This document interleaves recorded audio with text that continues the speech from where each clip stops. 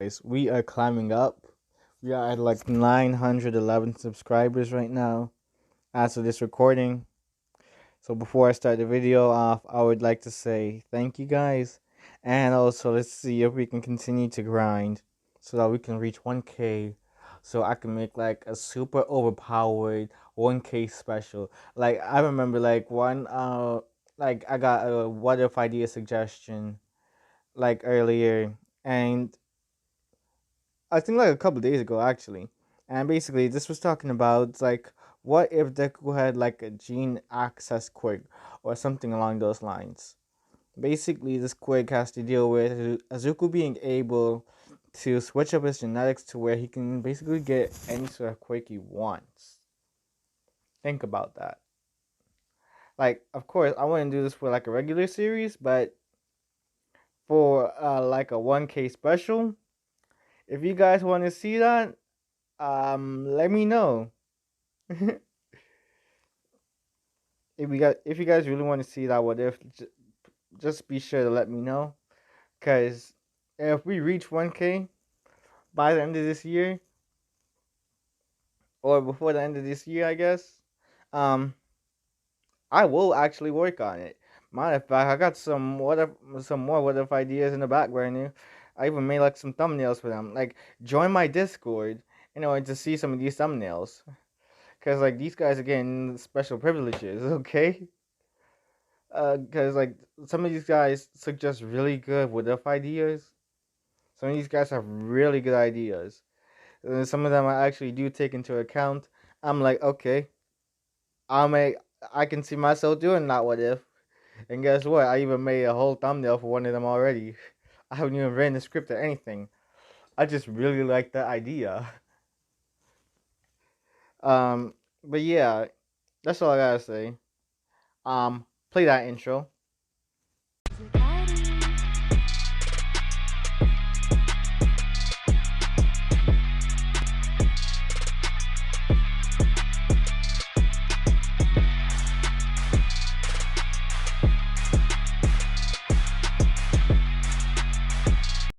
So, alright, guys. Here's the thing.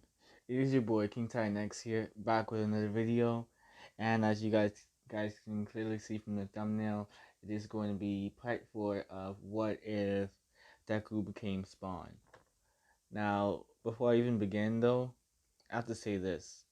Someone from my Discord, yes, I have a Discord, suggested I make a chat on the server for ideas to implement into my already ongoing what ifs. I did, and this Mad Lab went above and beyond with their ideas. Oh my gosh. Some of the things mentioned in this part are thanks to Bang It Zone, or like Bang, Bang, or like Bang T Zone, or Bang GT Zone. Please tell me in the comments how to pronounce it. I'm not even that sure. But I'm getting into a tangent. Let me stop. If you want to know which ideas, you'll have to join the Discord to see. Go to my about section in order to find a link to my Discord. Anyways, on to the story. Izuku looked down at the ice. It didn't take too much effort for him to break out of the ice. This seemed to surprise the Scarface hero.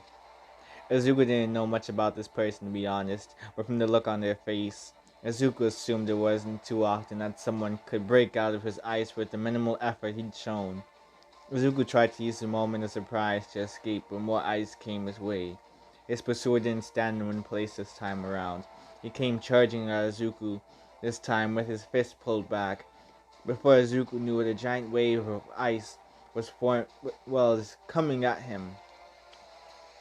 He was thinking of using that move from the other day. That day when he saved his little sister from the sludge villain. He was trying to figure out how he did last time. But his mind kept on going blank. The ice was approaching dangerously close to him now. He had to act quickly. He refused to go down here. He thought back to his parents for a second and remembered his father. He barely got to see the man, and he always wanted to have a quirk like his own. Being able to breathe fire was so cool to Izuku. Suddenly, his mouth opened up and no words were uttered out. Instead, he roared, and a giant wave of fire was released, melting the ice. Water hit Izuku. Shoto was surprised when he saw this. He was told that this guy was incredibly strong and durable. He also seemed to have some sort of energy projection quirk that could be connected back to why he was so strong, but he had absolutely no information about him to being able to spew fire at such an intensity. Even when he tried producing more ice, it almost immediately melted. What was this guy? The fire was too large and intense in heat for him to look straight, so he was forced to shield his eyes. He felt what could be a cold metallic object wrap around his arms and legs. When the heat died down, he opened his eyes to see Izuku was standing there, with his chains wrapped around him. The two stared at each other, eye to eye. The bandages around Izuku's face were burned off from the fire, so Shoto was able to see Izuku's face on full display. Shoto was doing his best to escape the chains, but they proved to be incredibly strong. I'm going to tell you this once, and just once. Leave me alone, Izuku yelled. Shoto gritted his teeth and glared at Izuku. You shouldn't even bother counting on that, he responded. Your comrades attacked me solely because of my facial disfigurement. Todoroki paused. I don't know what you're talking about. The Ida and Growdy girl pair who treated me as if I was the mugger rather than the man I stopped.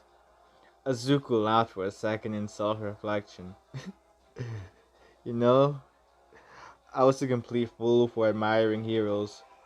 All they desire is to use the charge of vigilantism to punish every single good Samaritan they come across, if that's anything to go by.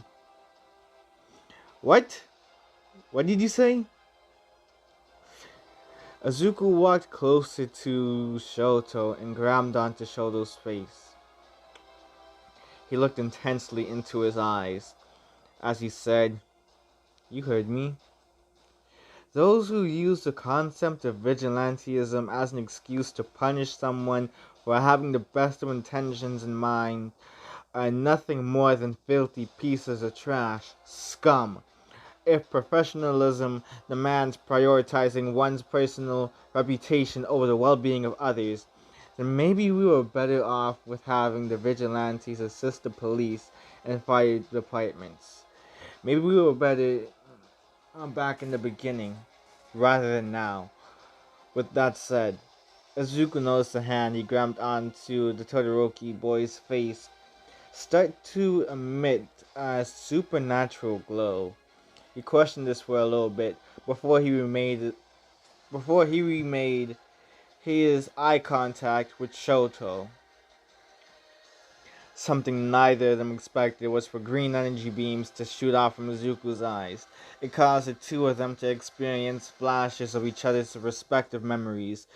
Once that was over, Izuku let go of Todoroki entirely. It caused the lad to drop onto the ground with fear in his eyes. Izuku screamed in rage and confusion. He punched at the ground repeatedly. Melbogia! What is the meaning of this? Malbogia's voice spoke in his head. I see that you're starting to manifest the power of psychometry.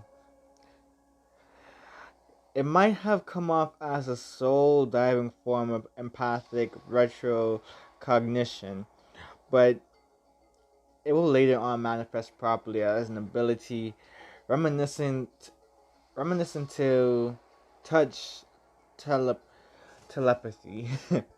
Psychometry is, after all, to retrocognition, what touch telepathy is to telepathy. Izuku screamed. Get out of my head. Get out of my head.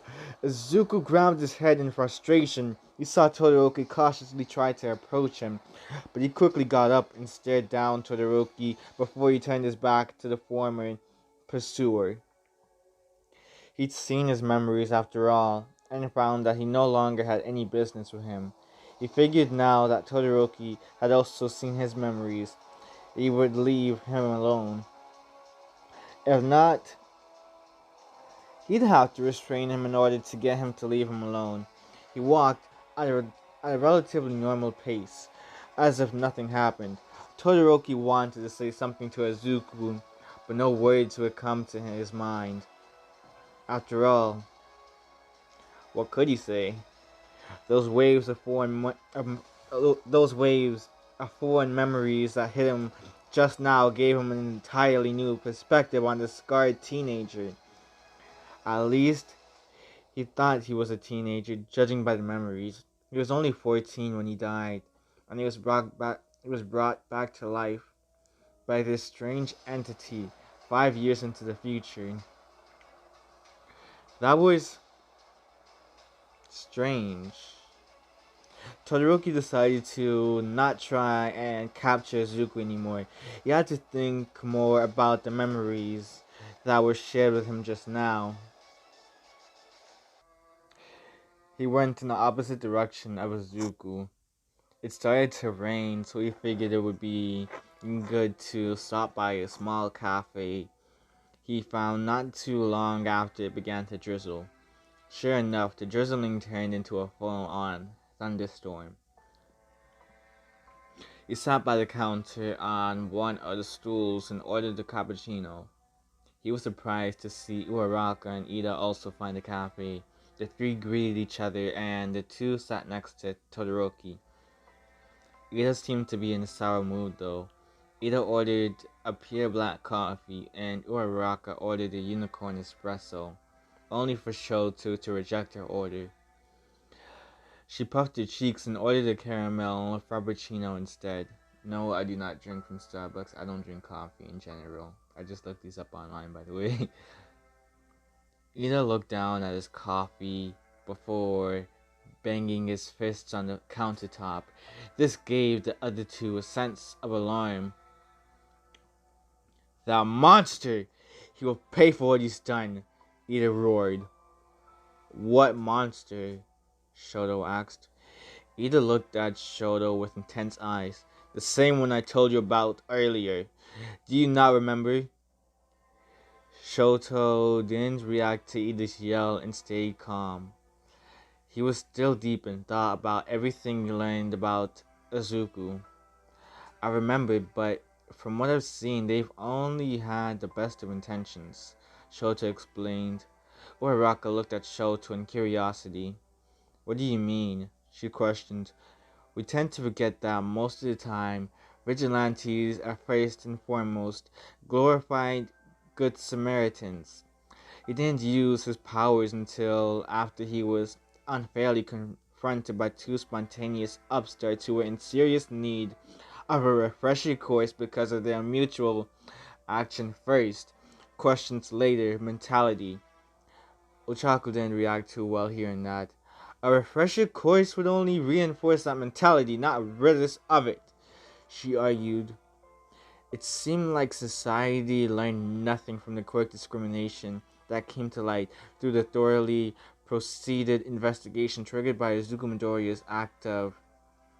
I'm not sure if I'm allowed... I'm not going to use that word. Act of death.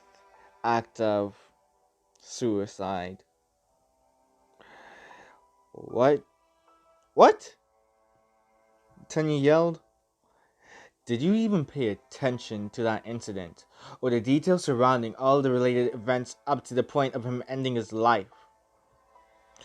To think that he could focus on that, Ochaku muttered. He didn't do it on purpose, that's for sure. The telepathically induced empathic retrocognition he inflicted upon me allowed me to permanently inherit Izuku Midoriya's life story. But it would seem that his shouting after letting go of me, suggests that this was his first usage of a recently awakened ability that emerged on the spot. There is a possibility that he knows the truth of my family's living conditions and background story from my point of view as a form of telepathic information swap. And no, I will not charge him for violating my personal space or invading my privacy since I provoked him, making it an act of karma. Todoroki, what are you even talking about? Ochako asked. Allow me to backpedal a little bit. First, I had an interaction with this so-called monster. He was incredibly strong, being able to make light work of my ice by breathing fire and using his chains to restrain me. Wait. He can breathe fire now? Todoroki was silent for a second before answering. That's not important. What's important is what happened afterwards. This ability that I would like to personally dub empathic psychometry, whichever way that it's supposed to be pronounced, was used after he was able to make quick work of me. I learned everything about their past, and there's a chance they may know everything about my own. What happens if he learns to control and master his empathic psychometry?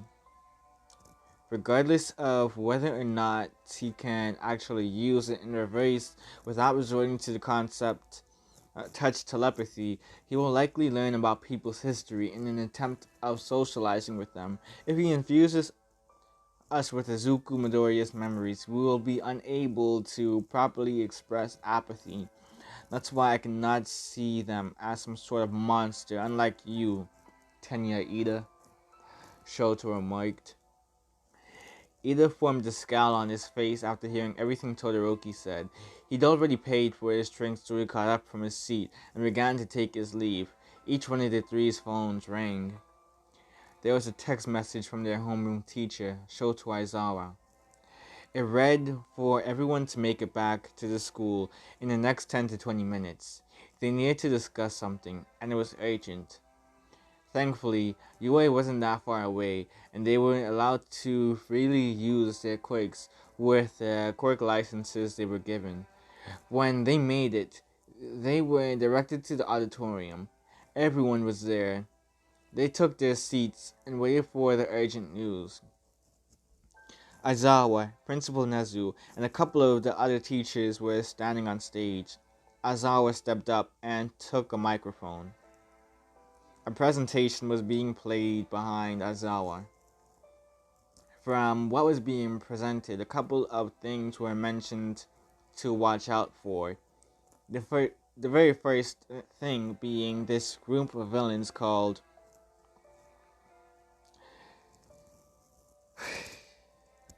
the League of Villains.